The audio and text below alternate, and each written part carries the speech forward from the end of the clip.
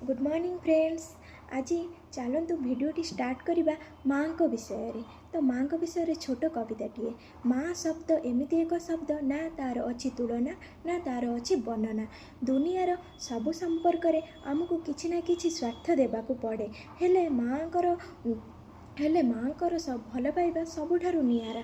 ना जार ऋण केबे भी सुझी हेबनी, ना तार किछि स्वार्थ थाए भल पाइबारे।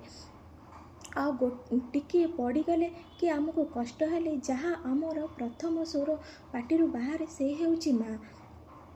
आउ तो माँ आमको 9 मास 9 दिन गर्भरे रखी ए दुनियार आलोक आमको देखाए।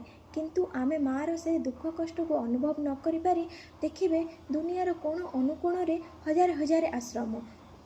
जदि आमे माँकर ए कष्ट को अनुभव करि पारंते तो आम दुनिया समाज रे एमिति आश्रम देखा मिलतानी।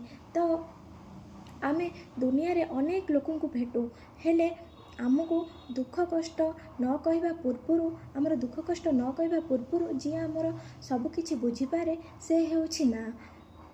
आई लव यू माँ। मुझे भिडियोटी कौन पाई कहली ना मो स्कूल में पढ़ला बेले छोट बेले सब बेले मो माँ को विषय डिबेट दिए और मो माँ को बहुत भल लगे। और मो माँ मते सब बेले कहती तू आ कहीं माँ मो विषय किसी कहूना। तो मुझे आज